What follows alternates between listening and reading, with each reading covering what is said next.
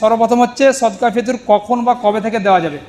এখন সদকা ফিতর ওয়াজিব হয় ঈদের দিনে শুভে সাদিক যখন হয়, অর্থাৎ সেহরির সময় যখন শেষ হয়, যে সময় আমরা এখন সেহরি বন্ধ করছে, এলান হচ্ছে কি সেহরির সময় শেষ, এই সময় সদকায়ে ফিতর মানুষের উপর ওয়াজিব হয়। যারা বড় লোক, যাদের উপরে যাকাত ফরজ, তাদের উপরে ওয়াজিব হয়।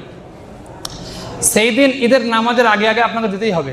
ঈদের নামাজের পরে যদি আপনি দেন তো এটা আপনার সব কমে যাবে। অনেকে বলেছেন কি সেটা আর সদকায়ে ফিতর হবে না, সেটা দিতে হবেই, কিন্তু তারপরেও এটা সবটা কমে যাবে। সাধারণ সদকার মতো, সাধারণ যে দানের মতো সব পাবেন। সদকায়ে ফিতর যে পরিমাণ সব দেয় সেই পরিমাণ সব পাবে না। তো সেই দিন আসল টাইম, কিন্তু রমজান থেকেও দিতে পারেন, রমজান মাসেও দেওয়া যেতে পারে। যেহেতু আসল উদ্দেশ্য হচ্ছে গরিব মিসকিনকে, কয়েকটা উদ্দেশ্যের মধ্যে একটা উদ্দেশ্য হচ্ছে আমাদের রোজার ত্রুটিগুলো শেষ হয়ে যাবে, এর দ্বারাই ক্ষতিপূরণ হবে।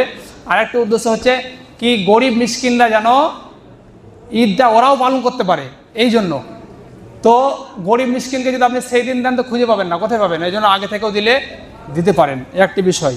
আপনারা জানেন এটা দিতে হবে যদি গম হিসাবে দেন। গম হিসেবে দিলে আরবি ওজন অনুযায়ী নিসফে শ, অর্থাৎ আধা শ। আপনি এখনকার ওজন ধরলে 1633 গ্রাম। আর যদি আপনি কিশমিশ দেন অথবা খেজুর বা জও দেন তাহলে 100 লাগবে, মানে 3266 গ্রাম লাগবে। তো এই পরিমাণ এটা দিবেন, অথবা এই পরিমাণ যে কোনো একটির মূল্য দিতে পারেন, মূল্য দেওয়াও জায়েজ আছে। তবে বড়লোক যারা ধনী ব্যক্তি তারা কিশমিশ হিসাবে দেবেন অথবা খেজুর হিসাবে দেওয়াটা উত্তম হবে, কারণ এই পরিমাণ দিলে আপনার টাকা থেকে গরিবরা বেশি উপকৃত হবে। এটা হচ্ছে এই বিষয়। সদকায়ে ফিতর হয়ে গেল। বর্তমান মূল্য আপনি ধরলে অনেকে দেখলাম 70 টাকা করেছে, এর নির্ধারণ করেছে 70 টাকা দিতে পারেন।